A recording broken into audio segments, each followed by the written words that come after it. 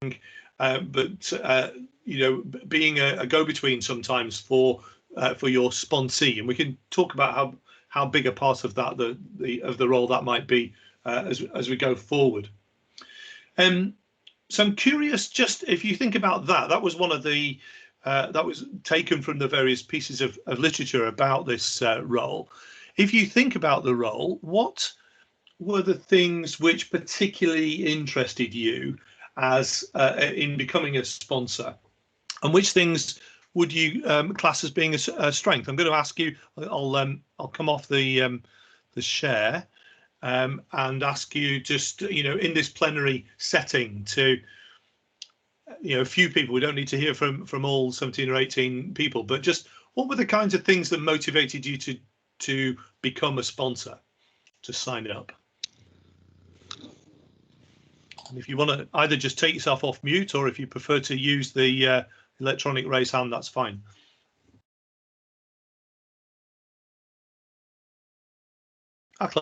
And then Jonathan, and then Matthew.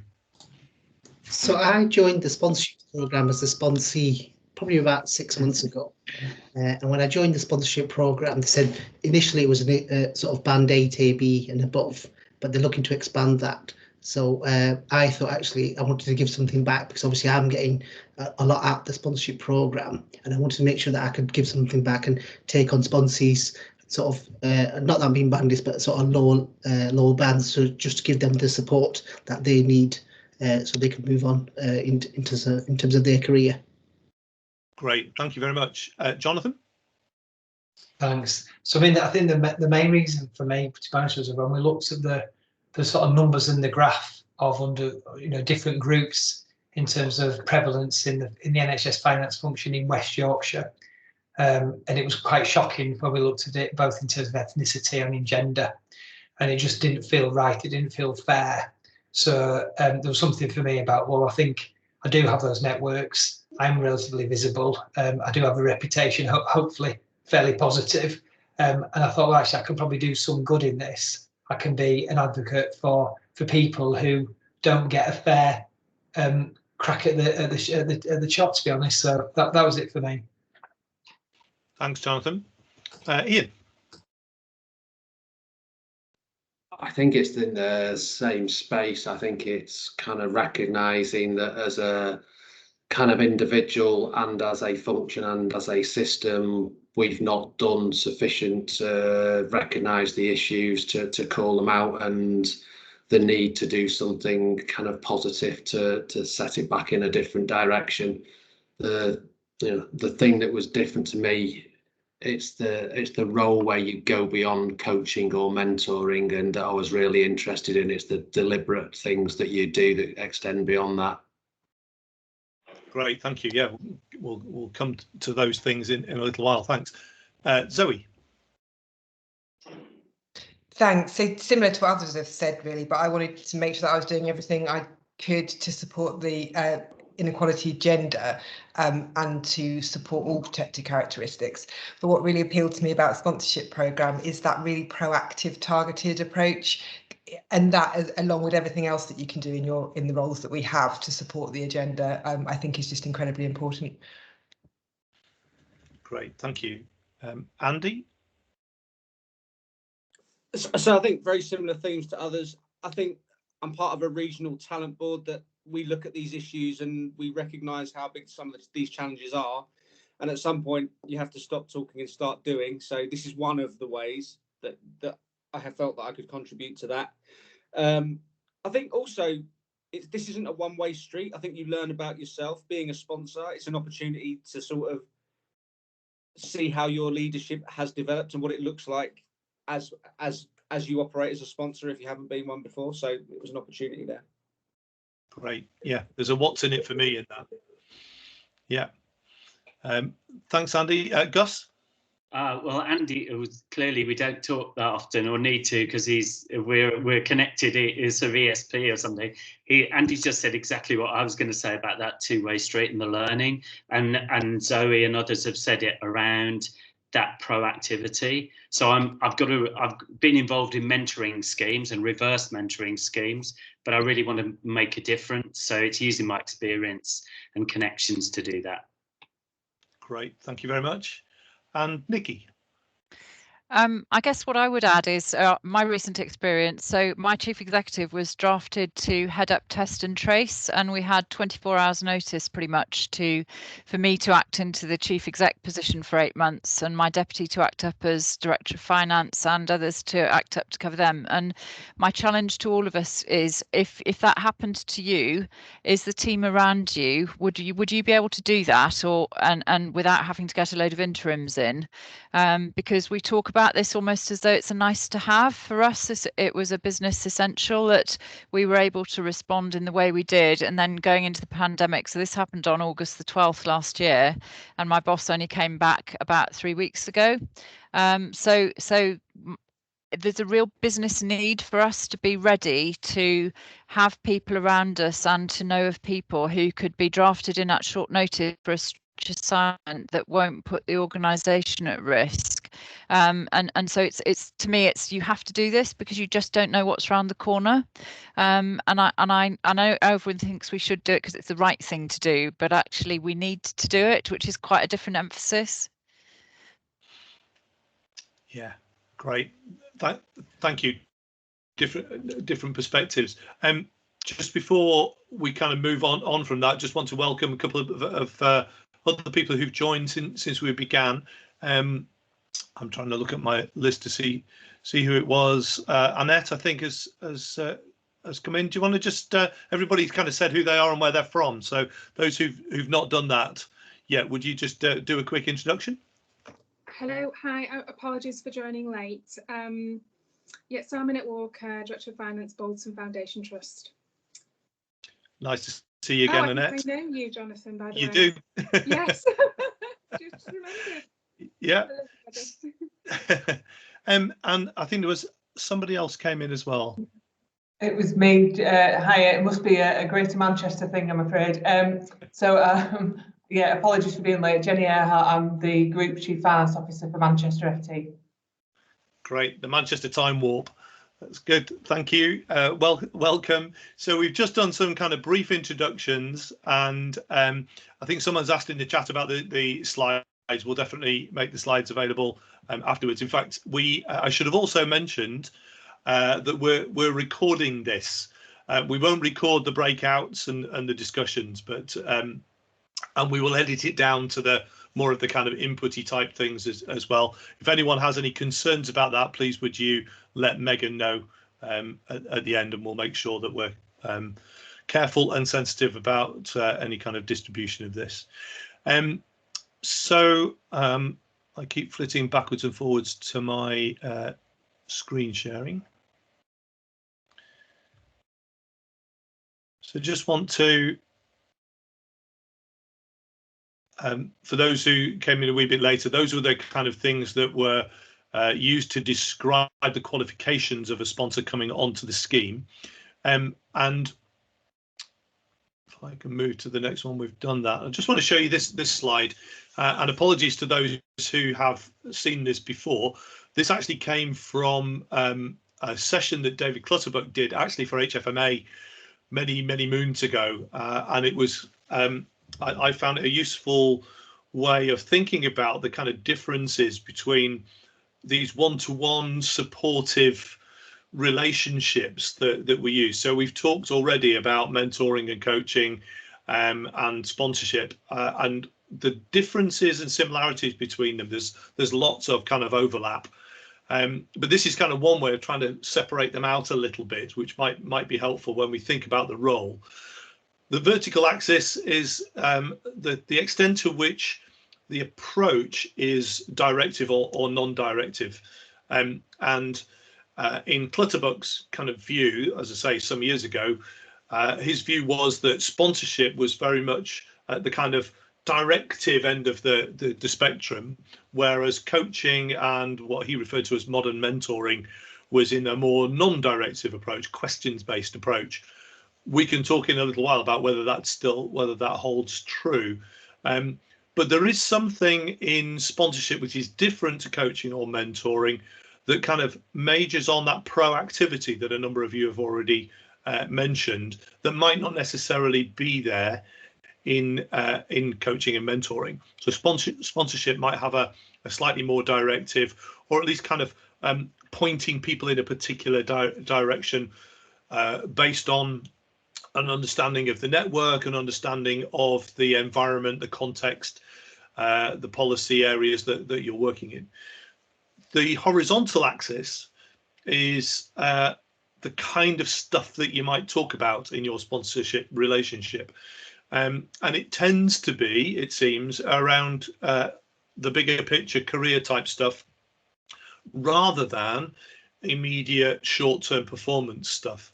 Although, again, there's a question mark that says, in order to move forward on career steps, then sometimes it's necessary to overcome performance issues.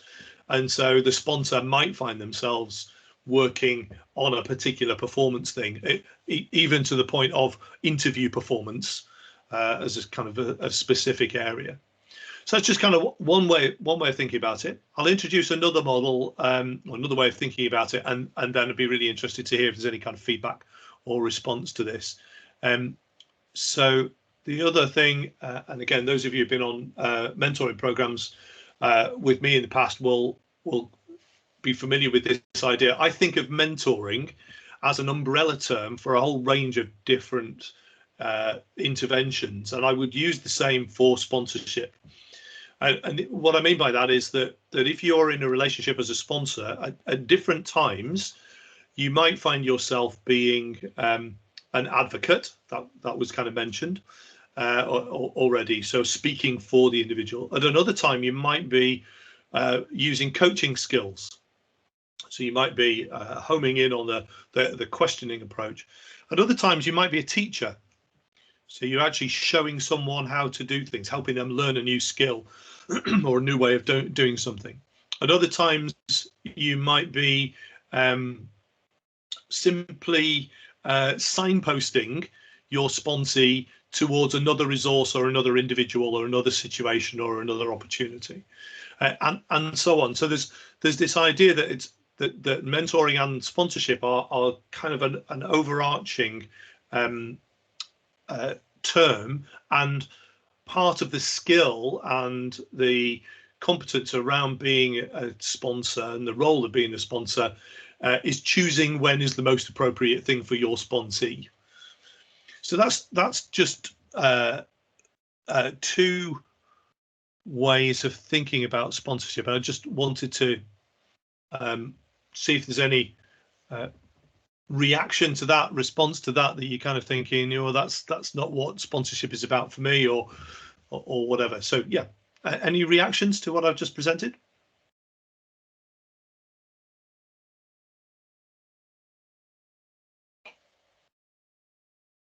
Andy. So I mean, I think the bit that I'm probably least comfortable with, for no other reason than it's probably the one I've done the least, is the advocacy bit. So speaking on someone's behalf, and in what circumstances would you do that? I suppose in coaching and mentoring, I'm more used to sort of giving people the tools, or, you know, getting their own skills from them so that they enables them to do something. Whereas speaking, it's just about understanding what advocacy means, and also you're probably advocating for somebody you don't work with on a day-to-day basis. They're from another organisation, another region. You might not know about their day-to-day performance. You know about their ambition. So in what way do you advocate for people? That's my sort of immediate thought on sponsorship in terms of how it might be different for me. Yeah, great, really helpful question. Anybody like to respond to that? Maybe from your own experience, either as an advocate or having been advocated for. Yasmin. So I would have thought that maybe arranging like a secondment for someone would potentially fit that in terms of, you know, advocating for someone. I have a sponsee in Kent, and I'm sponsoring her, and I'm trying to find an opportunity for her so that she can move up her career. And so for me, I need to make some contacts down south so that I can try and get her a secondment in that region as a deputy DOF. So that would be me, I think, once I get the contacts, trying to advocate for her. And I suppose with a secondment, I know you don't know them directly, but a secondment works two ways, doesn't it? It gives the opportunity for someone to see if they fit. It gives them the experience in that role that they aspire, and it can work really well in some instances, and in others it can't. But I think that's how I would see it. I would advocate for my sponsee. Yeah, that's helpful. Thank you. And anybody else? Terry.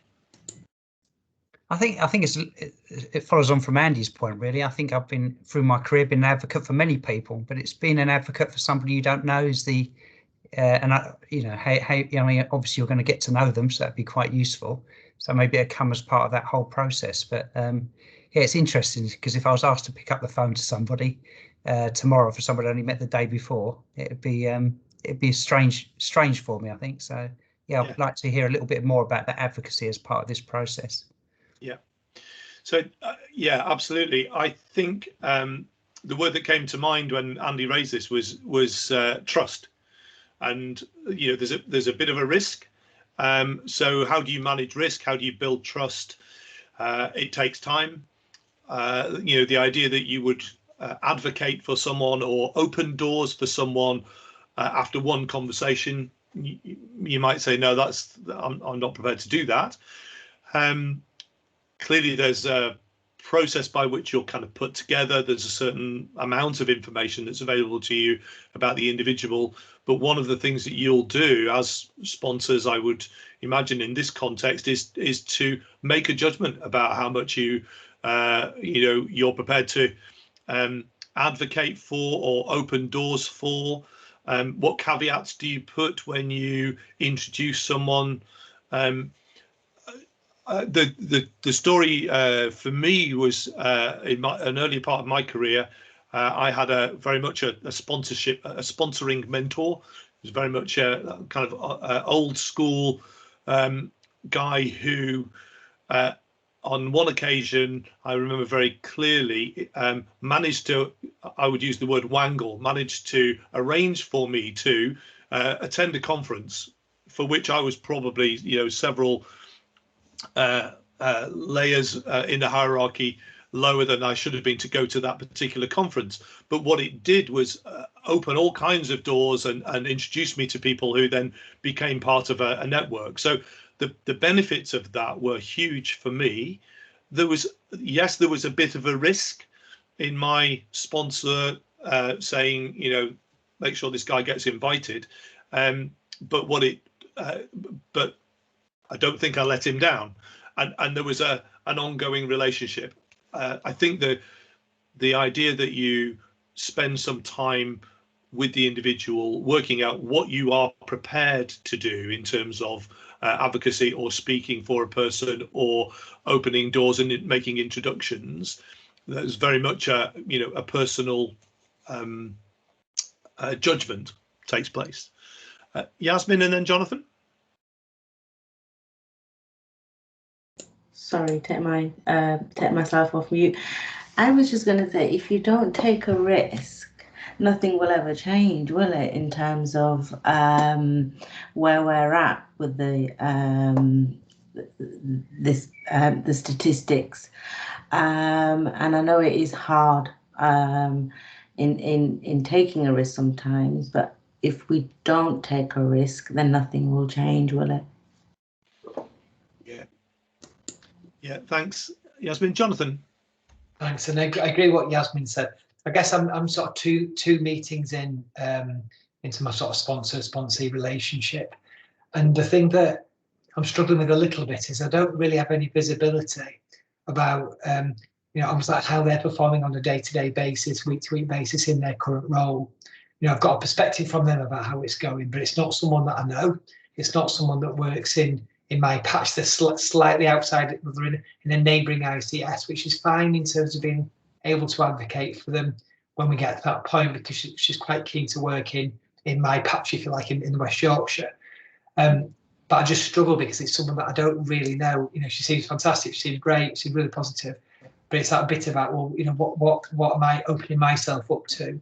And I just wonder if other people got experience of that, about how they start breaking into that without almost doing like a performance review on a monthly basis, because that's not what it's about.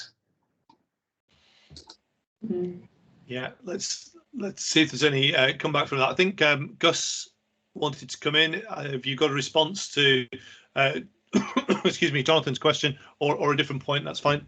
I haven't got a response. I would be interested to hear myself. I suppose my reflection is that the sponsee is also taking a risk, and there's this huge amount of trust from them that they're putting into you about their career and their position.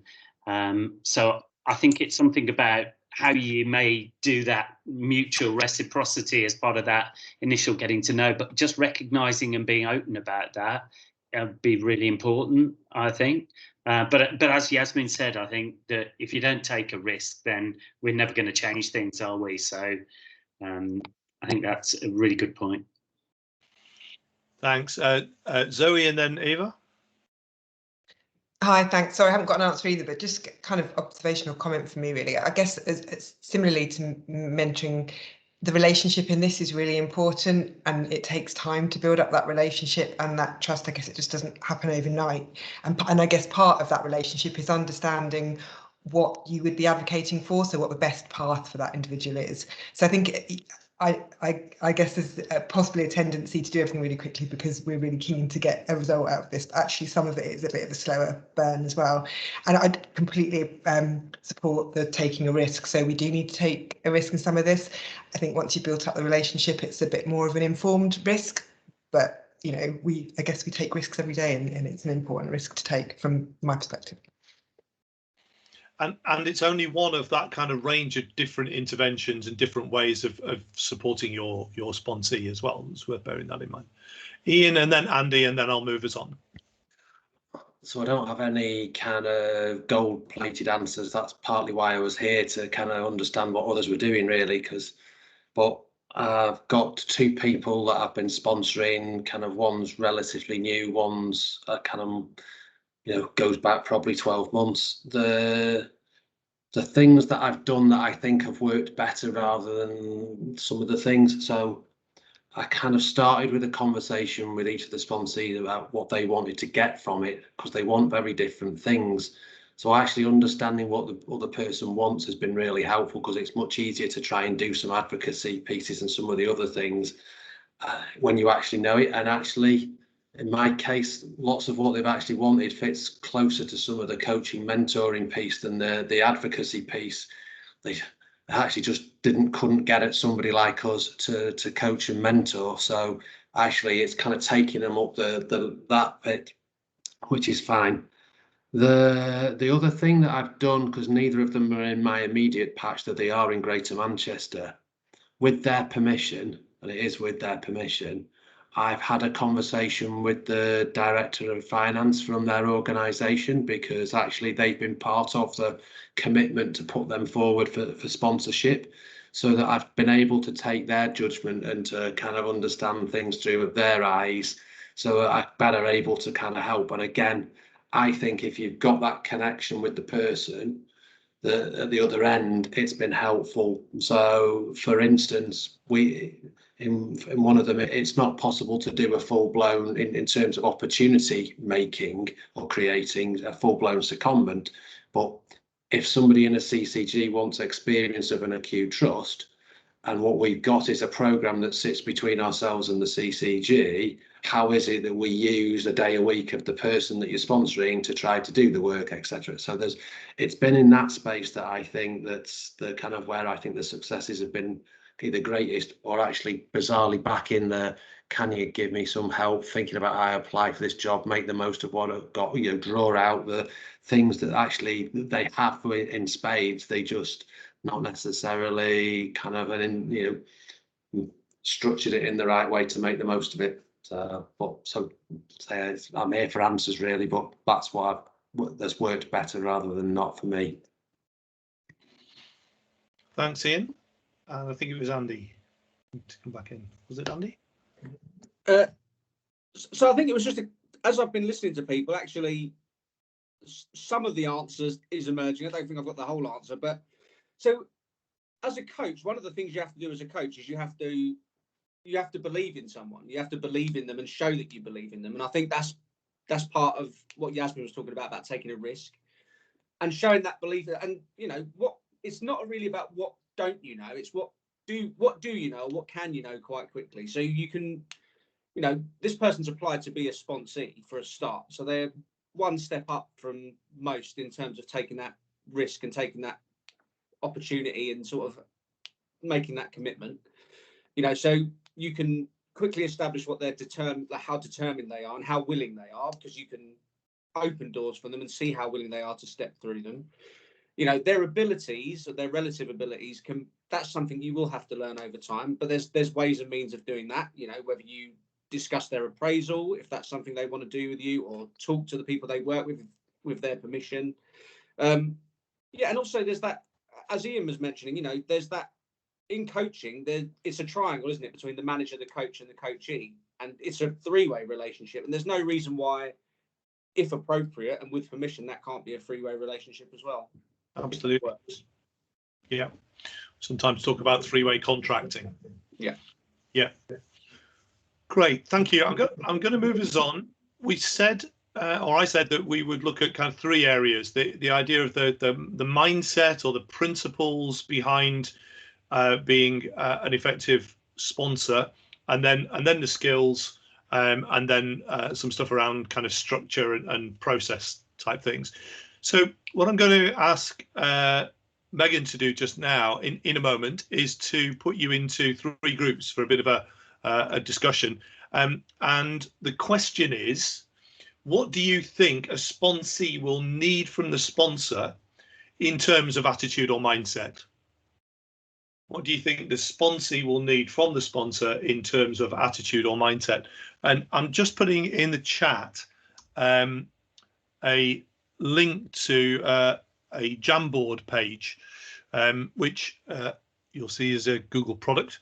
It's a virtual whiteboard, effectively. If you click on that link, if your system will let you look at it, then the invitation is that one or two of you from your group, so it doesn't matter if you're not all connected, but if one or two of you from your group can post on there some of your kind of summary responses to that question. The way you put post-its on, there's a row of icons on the left-hand side. The fourth one down is a sticky note. You can choose the color by clicking on the appropriate color, and then you can type in whatever it is you want to write, and then kind of click save. So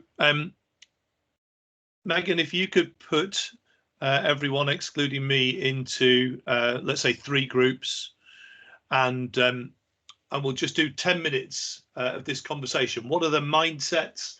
What's the mindset, the attitude, the underlying principles that a sponsor needs to bring with them for the benefit of the sponsee? And as I say, if you pop your thoughts, summarize them onto the Jamboard, and obviously you'll be able to see what other groups are coming up with, so that might spark some further conversation. If anyone's got any technical questions, then let me know.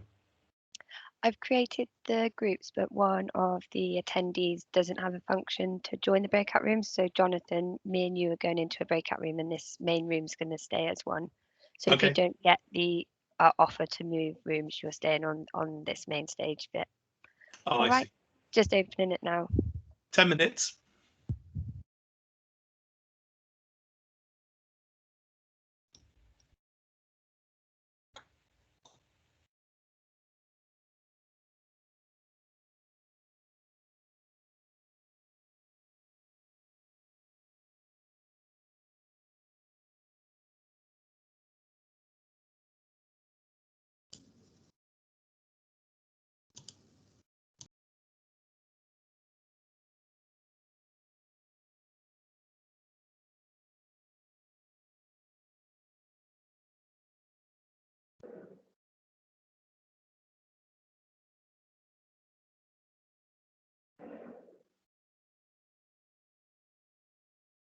Looks like we're those left on the main stage then, eh? Looks like it.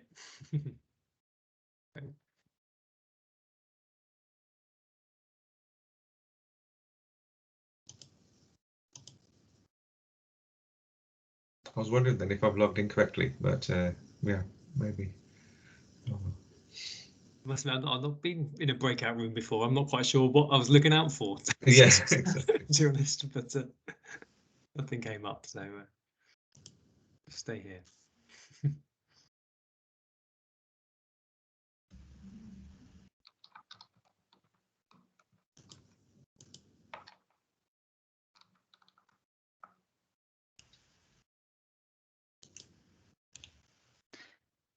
Hi everyone. Do we have a facilitator, or are we allowed to talk on our own? I didn't know whether we're waiting for somebody to join us. So we'd be interested to play nicely on our on our own, or are they going to send a teacher in? I think it's just us. That's it seems. Yeah. So I didn't write down the question, but the question was around what behaviours we need to have, isn't it, as a sponsor? If I remembered that right. Yeah. So what mindset and attitude. Attitude. Yeah. Attitude. Yeah. Got to have positivity, I suppose. No one wants a wet blanket on their career aspirations. Yeah. Yeah, that was the kind of first thing I wrote down. Really, I guess is you've got to have a bit of positivity, kind of a bit of faith, really, isn't it? Almost, I guess, to some degree. I think you have to have patience, because sometimes you can see somebody's talent and they're not in a place where they can. So you have to keep gently nudging and not allow them to doubt themselves, but keep with them enough so that they get to the point where they can see that they've got that potential as well. I think certainly it depends what experience people have had before, but I've mentored a few people over the years, and my biggest reflection is sometimes they've been through an experience that's probably damaged their confidence, and so you've almost got to get them to the start line before you start looking to the future, and get them feeling confident where they are at the moment before you get them looking further than that. Yeah, the balance, isn't there, I guess, of pushing someone forward because because they want to go forward, but whether they're quite ready for it or not, it's a Well, it's like running, isn't it? It's like saying, well, we're going to join the London Marathon, and they're going, haven't run around the block yet and haven't got any trainers. Yeah. So yeah, the difference between they have done quite a bit of training and actually they're ready for it, but they need to be entered into it. Yeah.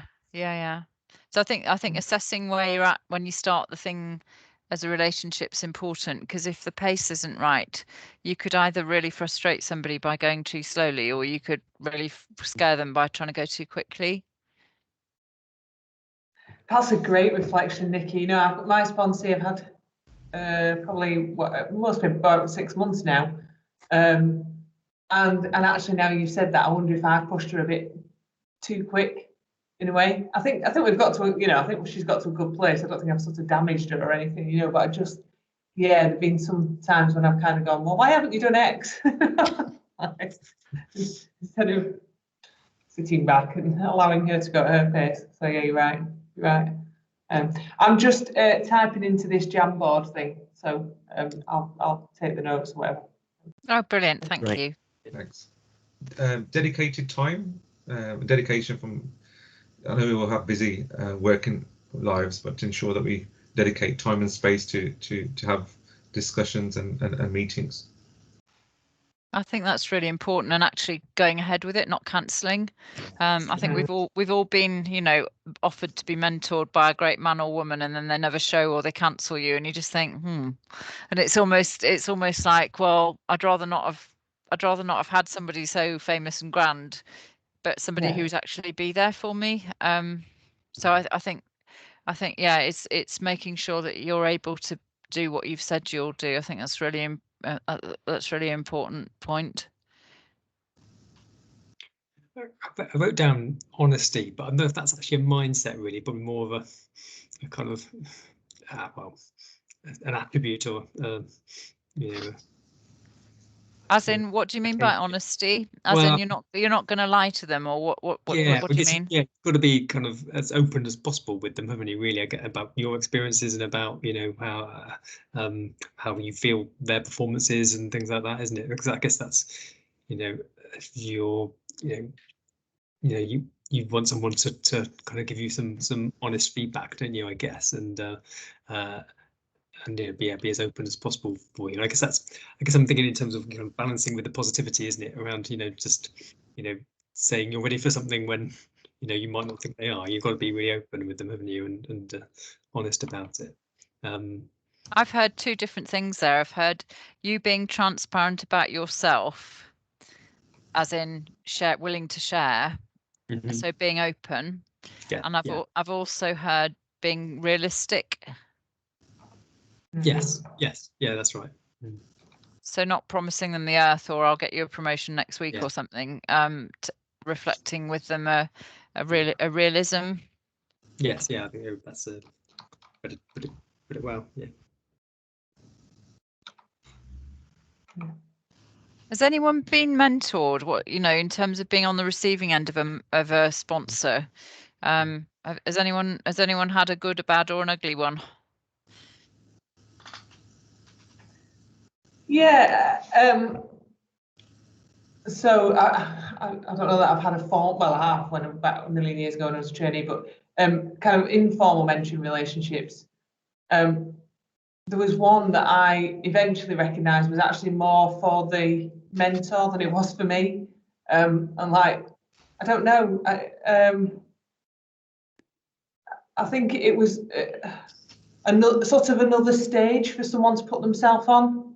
You know, does that? I'm not sort of trying to be rude or anything, but no, it's quite a pattern of, it's not quite abuse, but it's sort of a bit coercive control thing, isn't it? Of I'm going to shape this person, and you know, I've influenced, and then it's what's the motive, what's the person getting out of it? Because if somebody feels exploited as a result of it, that's not great. Yeah. I think exploited is a strong word, but yeah, just a little bit sort of, it was more about that individual telling me how marvellous they were than sort of helping me grow. Oh, look, I think our time must be up. Everybody else has come back.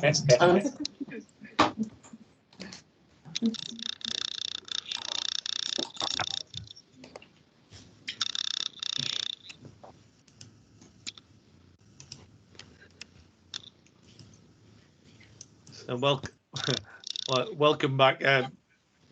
The end of the breakout is always a bit harsh, isn't it? It sort of hoiks you back into the main room. So I can see on the Jamboard lots of sort of ideas that you've got up there. Curious to know if there were any points of contention or particular, you know, violent agreement in your discussion groups.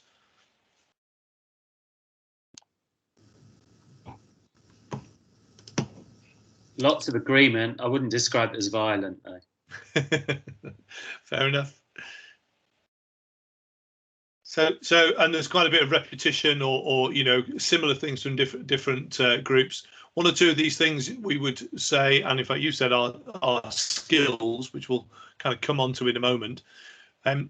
So there is, if we look at these things, you know, positive, dynamic, open-minded, non-judgmental, supportive, following through, patience, you know, building trust, those kind of things. These are the things which, if we think about them, they underpin what we're doing. And if as a sponsor you find yourself kind of stuck or wondering what you do next with the conversation or with the relationship, then it's these things that we might kind of come back to. Or if we think the relationship isn't going as well as we'd like it to do, it doesn't feel right, the rapport's not working or whatever, then again, going back to these mindsets and attitudes, and for ourselves as sponsors, checking in, you know, am I demonstrating the things that my sponsee might need. So am I being as positive as might be helpful for them, or is there something about the fact that I'm actually now being a bit judgmental about this individual, and that's impacting the way that I'm working with them? And so having them in mind is a useful thing. I'm going to share my screen just to mention a couple of others from different perspectives, and I've taken these in particular from the coaching perspective. That was our umbrella, so and that's the discussion you just had. So from a coaching perspective, these would be things that we might think about. I don't intend to go through everything here, but on the left hand side in particular, non-judgmental, you've mentioned the kind of congruence and authenticity. There's something about you being you, and you know, without being cheesy about it, making sure that the real person turns up. And if you feel in any way kind of compromised by the conversation that's going on, either because something's being said or not being said that you feel is not right, and are you dealing with it? There's this idea of acceptance of who the person is. Very much the whole thing is about empowerment. It's whilst as an advocate, when you're advocating, going back to that topic of conversation, whilst you're advocating, you are using your power, your influence for the benefit of your sponsee. We're also very much in the business of getting people to take responsibility and step into the opportunities that they have available to them. And then it's also this idea of mutuality, that it's okay that this is going to be beneficial to you as a relationship, as well as it is to the sponsee. I like the Julie Starr quote at the bottom of this as well. The coachee, we can transfer and say sponsee is capable of developing perfect solutions, and that says something about how much belief we have in our sponsee, the person that we're wanting to support, that we believe that they have that potential and that capability. Whether the perfect solutions to problems that they're presenting or to the objective that they're trying to meet, whether perfect in our judgment is there or perfect in their judgment is another moot point that we can kind of reflect with our sponsees. So as I say, you'll have the slide so you can kind of work on the other stuff or take a look at the other stuff in your own time. I'm mindful that we don't have a particularly long session, so I'm keen to kind of move us along. But in terms of sponsors' mindset, your motivation, you're doing it for their benefit. You're doing it for the benefit of the system, if you like. You've already highlighted equality, diversity, inclusion. That there's something about an underlying reason for sponsorship that is about underrepresented groups and individuals having a different opportunity. This two-way learning thing, and then a final one here about kind of always on, and it's a kind of question mark I really should put there about always being on. As a sponsor, are you always available? Or do you put some boundaries around your sponsorship to say, actually, this is the time or the amount of time I'm prepared to give? And there's no kind of hard and fast rule around it, but it's worth kind of considering what's my mindset here, how much am I prepared to give, and how much or how do I communicate the boundaries and the limits around that. It's far better to be clear about that stuff than it is to suddenly find yourself resenting the fact that your sponsee has just sent you another email with another question, and it's 11 o'clock at night and you don't really want to kind of deal with it and it's making you annoyed. Far better to kind of think about that together and discuss it and agree expectations. But we'll come back to that in our session around the mindset, around structure and process a bit later on.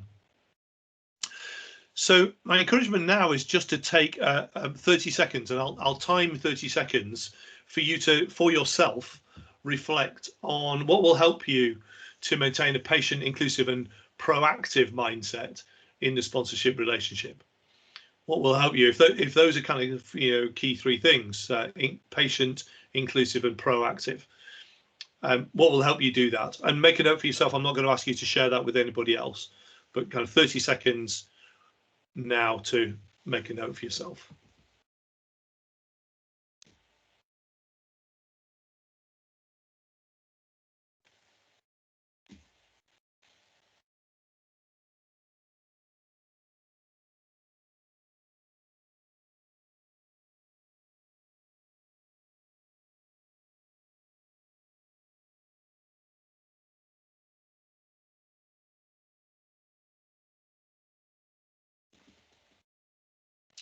Okay, so that's about 30 seconds of personal reflection time. I'm going to move us on then from the kind of mindset that we bring into this sponsorship relationship into the skills that we need to use.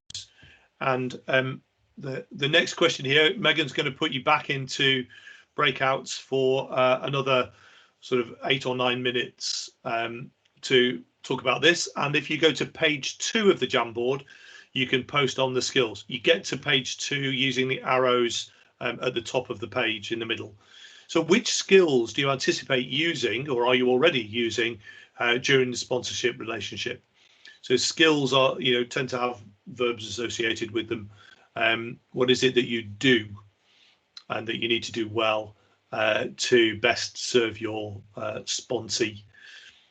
So Megan, if you can put us all into the breakout rooms again, and say about 8 minutes for this, for your conversation.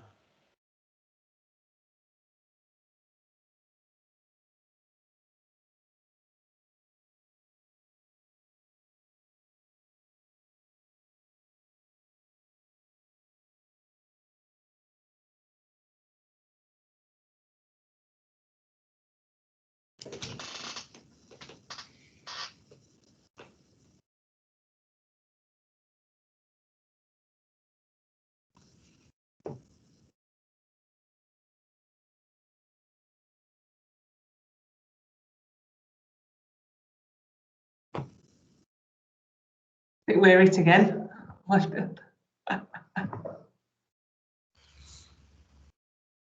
Skills. I mean, listening is very obvious, isn't it? I think.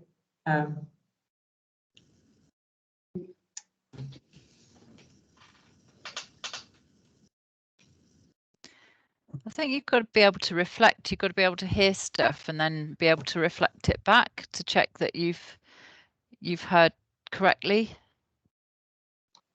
Because sometimes people will say there's a thing, and actually when you say it back to them, they say, no, that isn't what I meant. I meant something else completely differently, but you've literally just replayed exactly what they said. So I think you have to be able to replay and reflect stuff to get clarity. That's the active listening skill set, isn't it? Yeah. You'd have to develop some skills of tact, I think, as well. Because if it's an open and honest relationship, you're going to have to say some things that might not be totally welcome, but might be necessary. Yeah. And I've known quite a lot of people who've made a mess of that before.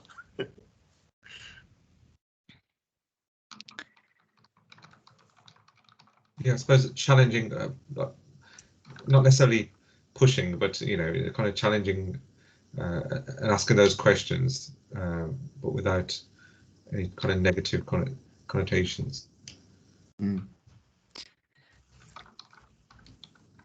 We've done some work with our coach as an exec team about the sort of feedback you give, and if you use the word nice or lovely, it's hopeless. So they've said you need to have spades feedback, which is where you've got work to do, and diamonds feedback. So what are the things that were brilliant? But yeah, clubs is too violent, it's being too abrupt, and hearts is just wishy-washy and no good to anyone. So if you think of the suits of cards, and that means you have to take time to come up with the right word when you're giving feedback. So, oh, not that was really good, of no, actually you had the audience in your hand when you did that, and the intonation of your words meant that everyone stayed interested and built up to a crescendo, or you know, so take the time to describe why it was good, or and make sure the feedback is meaningful and isn't bland.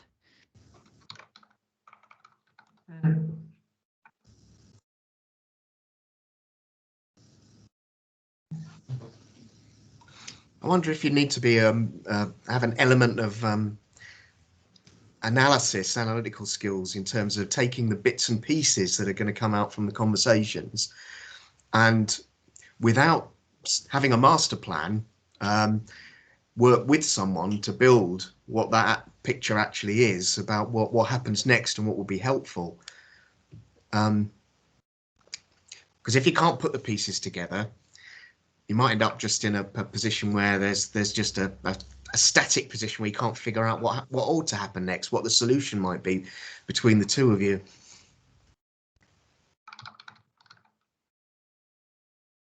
Yeah, I was going to agree with that really, because there's something around coming up with some actions, isn't there? There's coming up with an action plan. Is a skill in itself, isn't it, to find out what are the right ones, yeah, and what the appropriate things are. Particularly when it's something as personal as a career, yeah. and it's someone else's. I think being able to do a synopsis of what the problem statement is, you know, what is the thing that the person wants to move forward, because it may be different to what your view of it, what it is. You know, they may have a particularly challenging relationship they're not able to work through, and you may think it's actually they need some training, but so it's getting clarity, being able to clarify and get clarity on what the problem statement is that's there to sort through. That requires quite a high degree of empathy, doesn't it? You can't do this with your heart switched off and just use your mind. You've actually got to be listening for what they're feeling, not just what they're saying.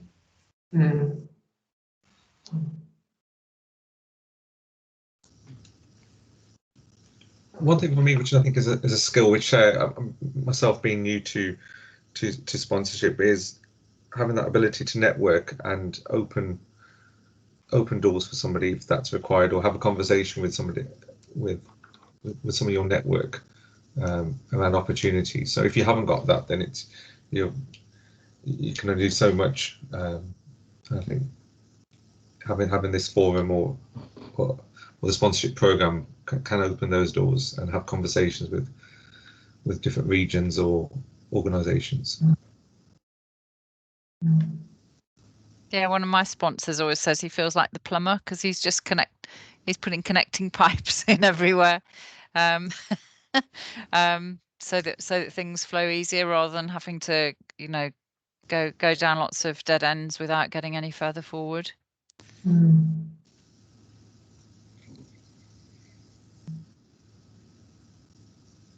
It's almost like that's something that used to happen naturally, but I mean, a lot of it was sort of old boys networks and that sort of thing. So it's a little bit exclusive and damaging in lots of ways, particularly for the inclusivity agenda that we want to advance here. So we almost need something that's more formalized in order to be more equitable and open.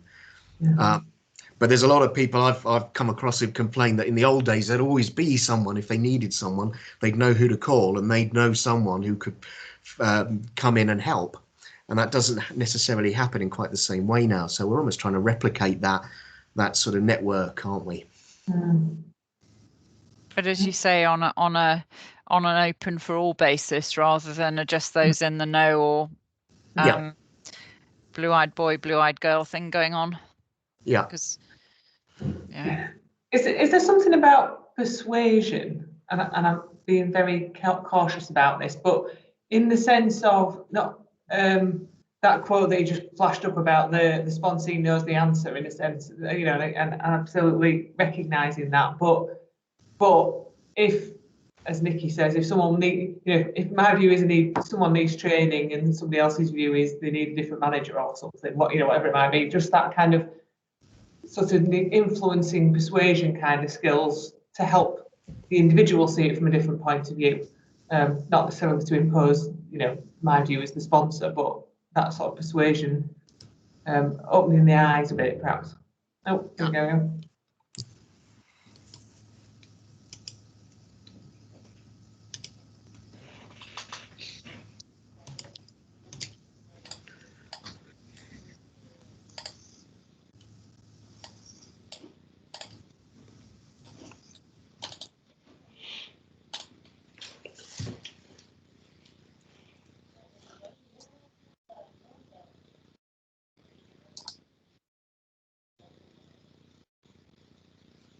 Okay, so welcome back again. I think everybody's back in. So again, any particular things that generated energy in your conversation in that bit?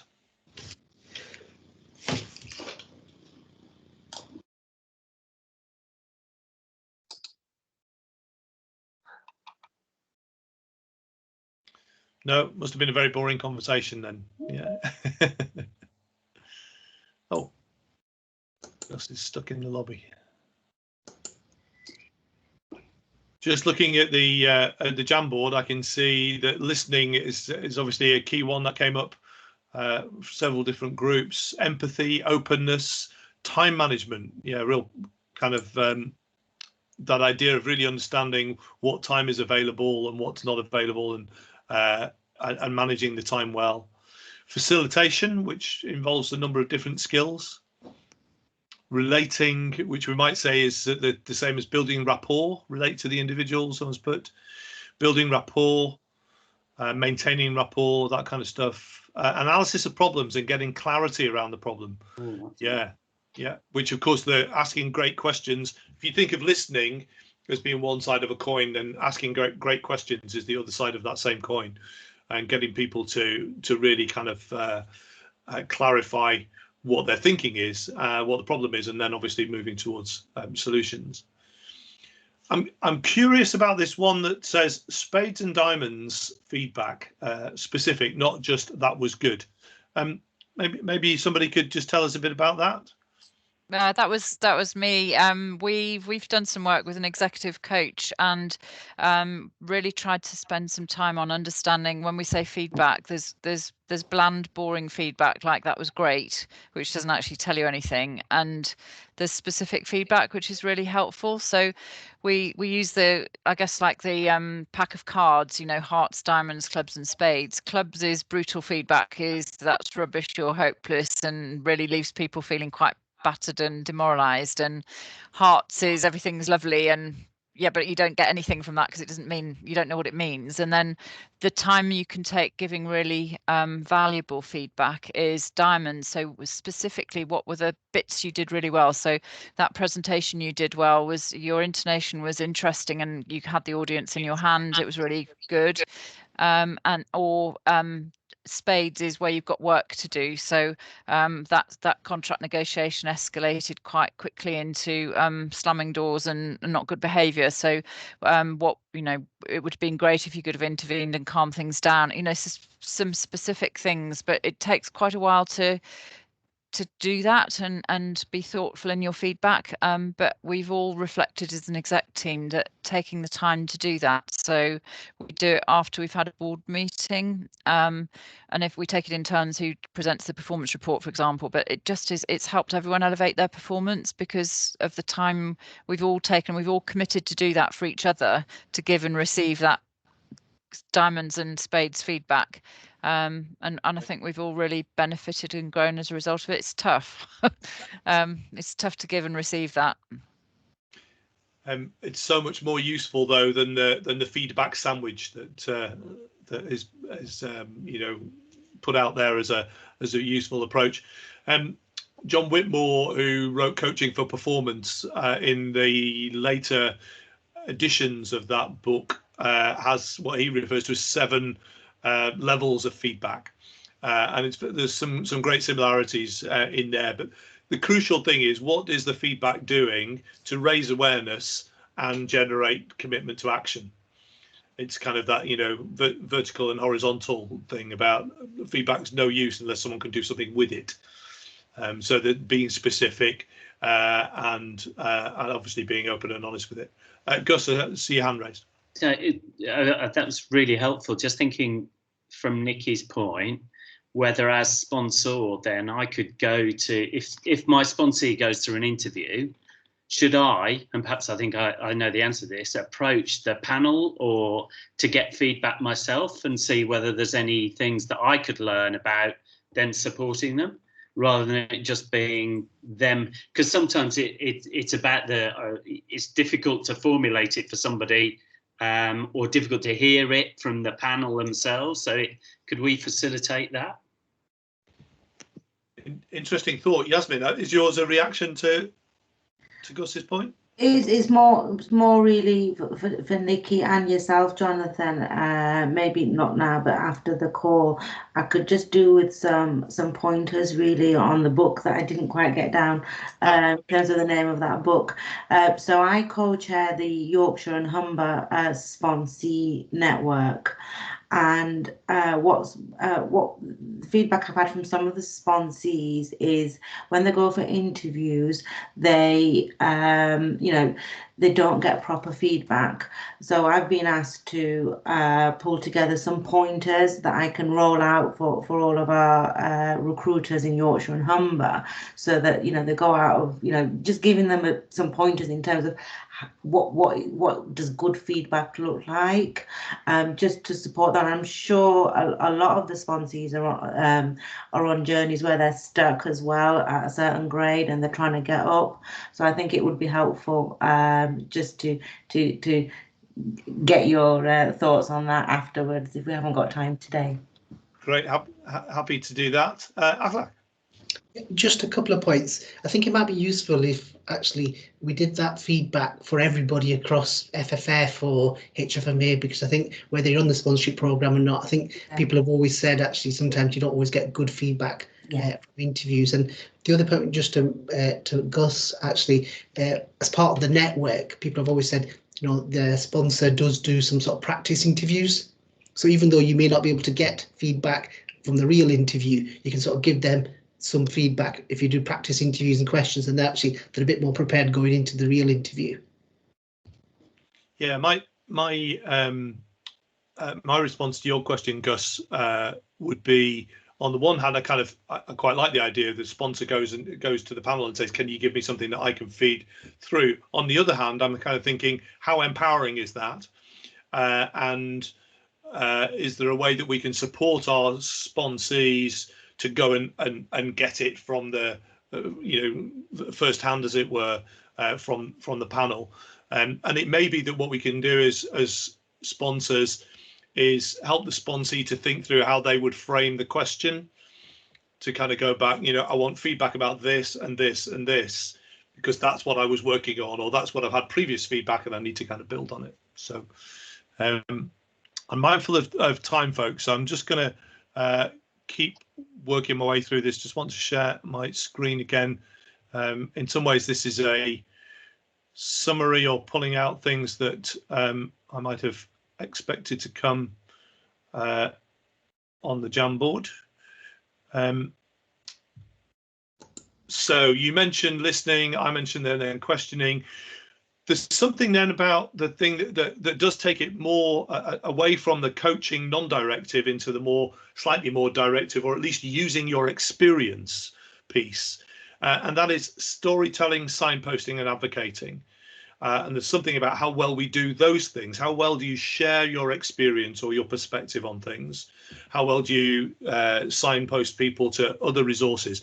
Because as a sponsor, whilst you might all be wonderful, you might not have all of the expertise, and there might be somebody else, a specialist person that you want to signpost your sponsee to.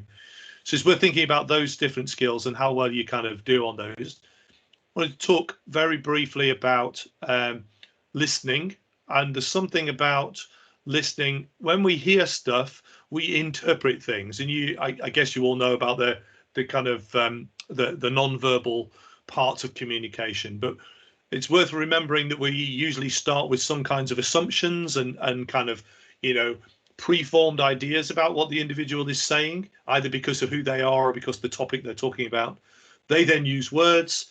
We hear their tone, and we might see some body language. Working online, we maybe see less of it, so we might need to tune in more to the tone stuff. I've coached people for well over a decade on the phone, before we used video calling and all that kind of stuff, and you can tune into the tone, so use those things. But if you put those four things together, you then making an interpretation about what you're hearing, and it may or may not be correct. So feedback in the moment about what you're hearing is giving your interpretation of what you've heard and seen. and you can test it. So you may actually say, well, I'm going to ask more questions. I think what I'm hearing from you is X, Y, or Z. Is that correct? Am I missing something? What else would you add to the picture?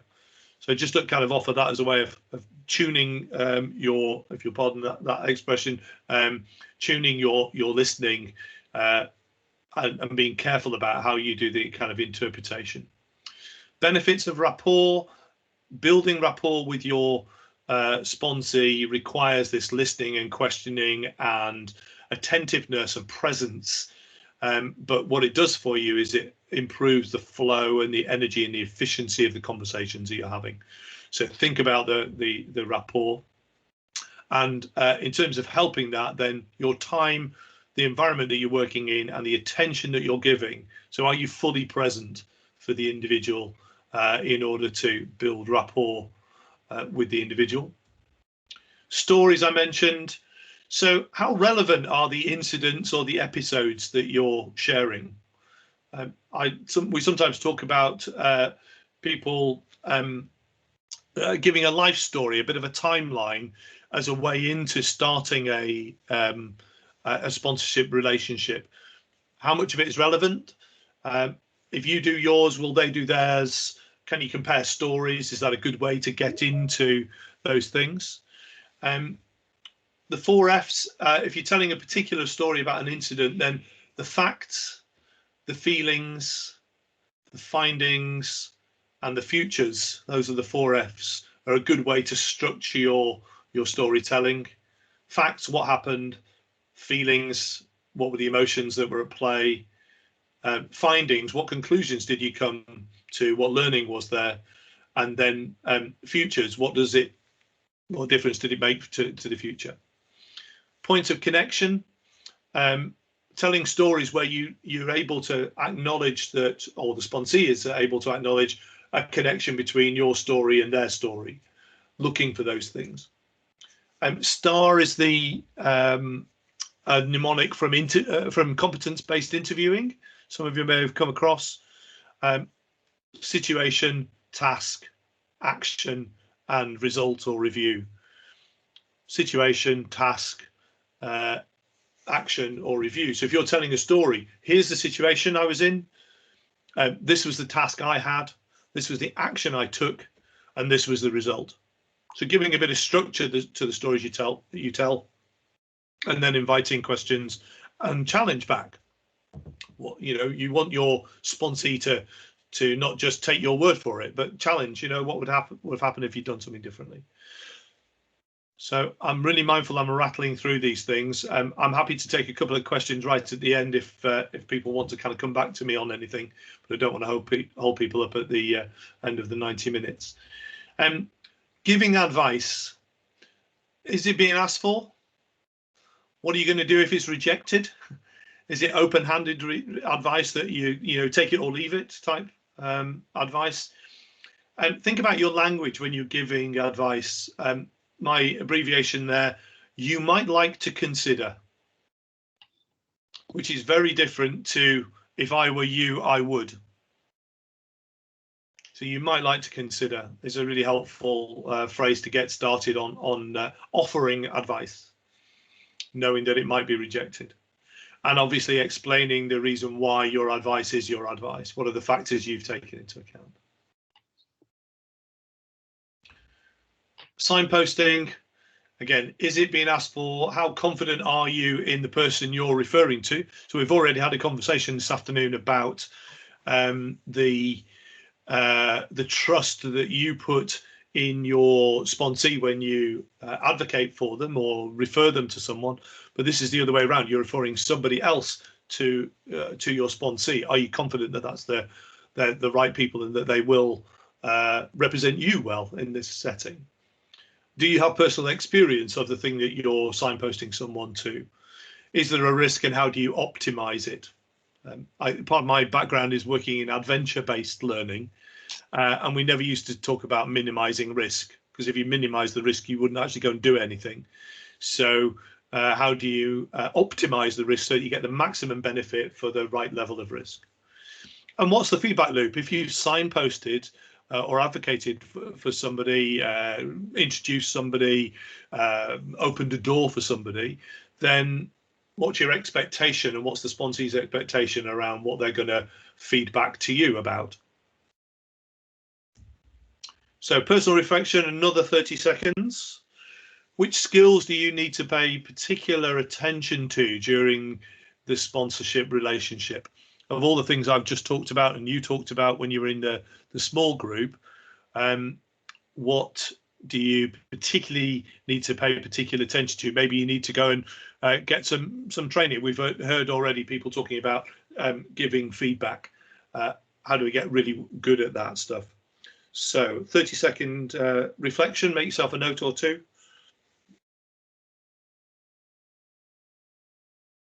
And just a note to Megan, I'm not going to do the last breakout. We'll stay in the one group. Okay, no worries.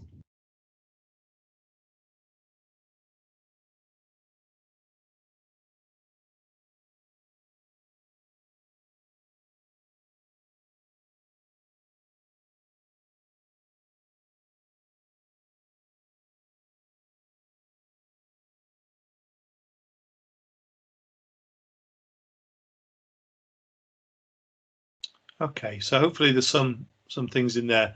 The last piece that I wanted to go on to, so we've talked about the mindset, the attitude, the principles, if you like, the values that are at play when we are being sponsors. We talked about the skills and what we might need to put attention to or even develop for ourselves as sponsors. And then the last piece is about the process. So how do we see the process of sponsorship taking place? I'm not going to put us into separate groups, but I'd be interested to just hear one or two thoughts from you about that. What's the process?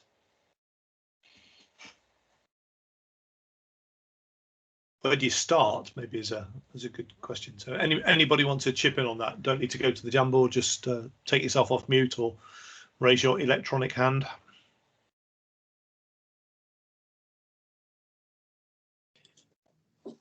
So there's a bit of getting to know you, isn't there? Really, I mean, we've talked about the importance of building trust.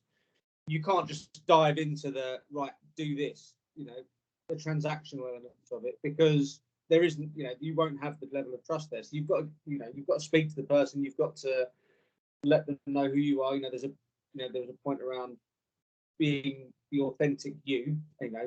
If you turn up in a room as a director of finance or whatever your job title is, that's different to I'm Andy, I'm a real person and I'm here to help you. And that's where you need to get to.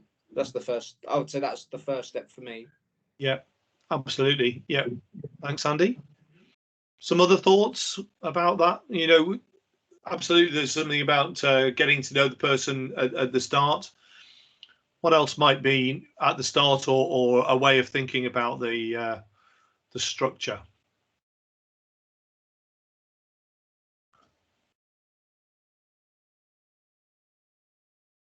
So I think there's something about quite early on thinking about the end. Maybe that's, I don't know, there's sort of something about, is this setting out that sort of contract almost of, is this an open-ended, mentoring, sponsoring sort of relationship, or is there going to be a point where we go, we've done what we aim to do, and that's sort of the end of that relationship? I'm just reading. So yeah, so there's something about, I think, fairly early saying this is the sort of the, what does success look like, I suppose. Yeah. So something about what does success look like. So that's why you're here. What's the objective stuff? And then there is also something about what's your commitment as a sponsor. How long are you prepared to be the sponsor? Is it a year? Is it 2 months? Is it 5 years? Or is it open ended? And in which case, when are you going to review? When are you going to reflect and say, how well is this working? How long are we both committing ourselves to going forward? Yeah. Any other thoughts? I've got a couple more to share, but any other things that you're kind of thinking about this, Jonathan? just one thing, and it's a bit of an obvious thing to say, but again, I'm only sort of 2 meetings in, but using the sort of draft contract material in the back of the pack, which is the bit about being really clear. And to us, we didn't really get to it until the second meeting, but being clear about what you want, what the ground rules are, what the behaviours are. Some of that stuff, whilst it feels a bit basic, it actually was really helpful just to write it down, because it got us into a different conversation about things like the role of a guardian, for instance, and how they might play into it. So it's an obvious thing to say, but it was quite helpful to go through that process, I think. Yeah, absolutely. Yeah, and your role in leading the conversation, they might be leading the agenda later on, but you're leading the process. To raise those kinds of things, I think is really helpful and powerful, and kind of gives a sense of holding the space, holding the structure for the conversation, for the relationship. Yeah, absolutely. So let me just put a couple of things up on the slide here. So yeah, absolutely, a bit obvious beginning, middle, and end. How do you start? Where do you review? Where do you check how it's going? And yeah, what's the commitment? How long? And identifying those things as best you can. There's a sense of contracting. Again, you've got some tools to support you in that, and it's kind of worth thinking through. What are the things we need to talk about? What do you do about cancellations?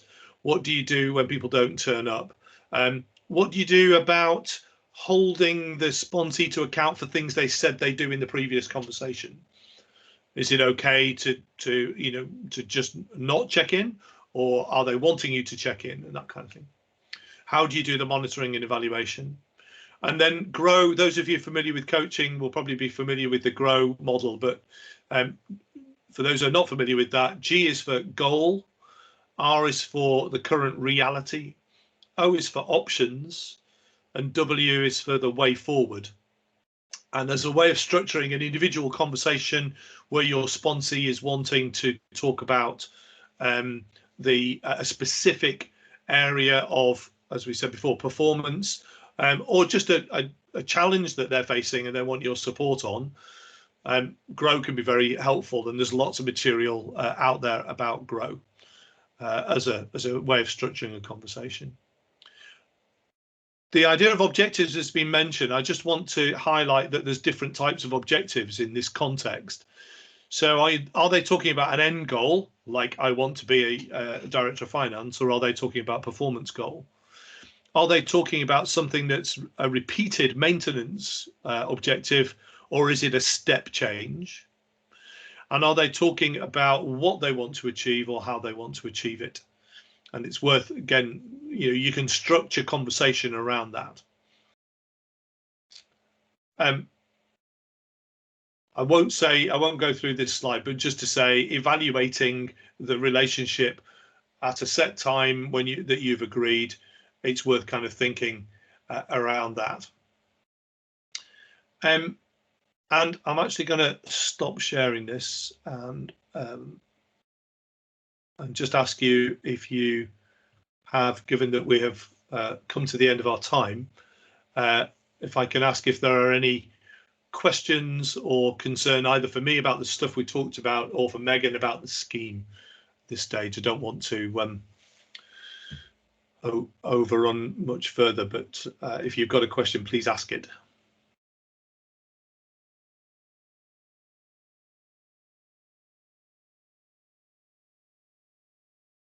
Okay. Yeah, people need to leave. Really mindful of that. We just seen that people have got into this habit of booking back-to-back Teams calls. So hopefully it's been useful. If I said one thing to encourage you would be to make sure you start putting in breaks between Teams calls so that they kind of overrun, but also so you can do something healthy. But hopefully it's been useful, and if you do have any kind of questions or things you want to stay on now and can stay on, then do. Or if you need to contact me by email, I'm happy to respond. Thank you, Jonathan. That was really helpful. Thank you. I'll circulate some feedback and CPD certificates for everyone after the event. And the slides, presumably. Thanks very and much. The slides, yeah. Sorry. Thank you. Thank you. Thanks very much, folks. Bye.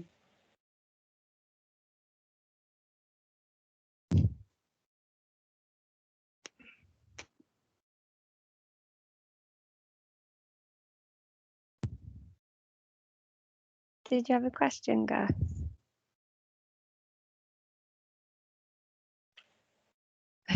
He's frozen. Oh, he's Frozen going. in time. He's okay. Now that was interesting how the timing didn't work as well last time. I felt like they were more chatty than the last one. The conversation went on, but it was really good. I've got loads of good ideas on how to how to support them. So it was helpful for me.